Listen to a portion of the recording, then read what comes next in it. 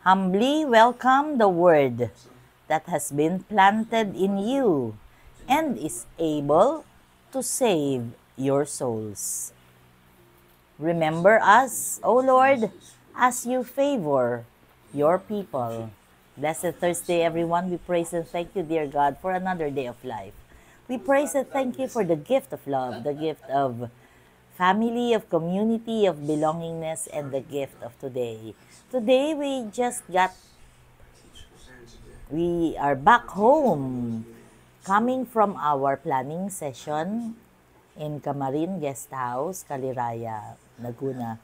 And we are indeed happy because happy lang.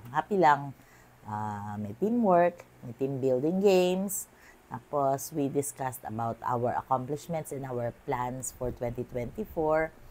I was a bit emotional during my opening prayer kasi parang naisip ko, I am close to retiring. Retiring ba? Hindi ko nga alam kung talaga bang I'll be ready to retire. Pero excited din to retire to see what is in store for the senior citizens.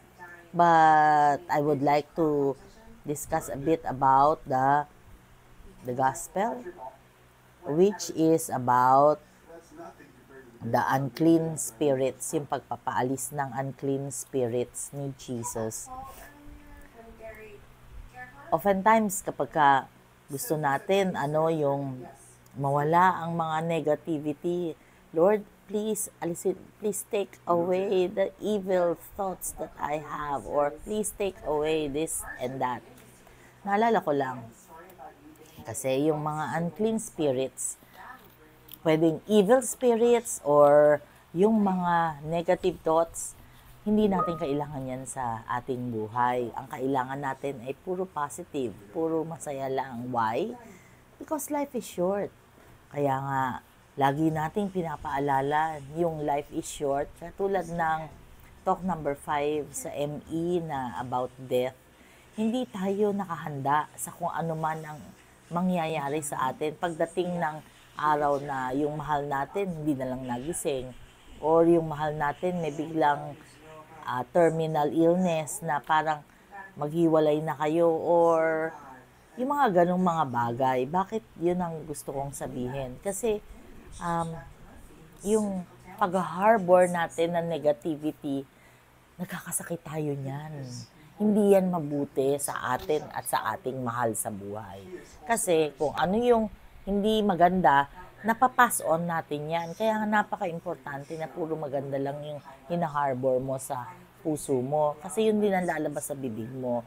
At yun din ang matatanggap ng kapwa mo. Naalala ko tuloy yung palaging pabaon ni June about the basura. Bakit mo pupunuin ng hatred, ng envy, ng galit, ang puso mo, ayaw mong mabalot ng hindi maganda yung iyong pagkatao, di ba? At kapag tinapon ng ibang tao sa iyo yung mga basura nila, mga basura yun, bakit mo naman pupulutin?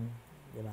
Kaya napakaganda yung pabaon ni June na yun palaging panalo kapag binanggit niya yun. Let us not harbor negative or evil spirits. Evil spirits, yung mga hindi maganda, hindi makakabuti sa atin. Let us pray. Lord God, we are sorry for our sins, either of commission or omission. We pray for healing of those who are sick, those who are requesting for prayers, and those who are praying with us right here, right now. Ngayon ay ika-4 na therapy ko, Lord Jesus. I am hopeful that mawawala rin ang pain na aking nararamdaman in your name. Please, Lord God, ikaw na po ang manguna sa lahat.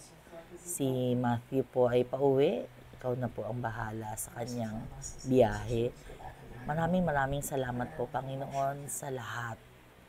All this we pray in Jesus' mighty name through the intercession of our blessed Mama Mary. Amen.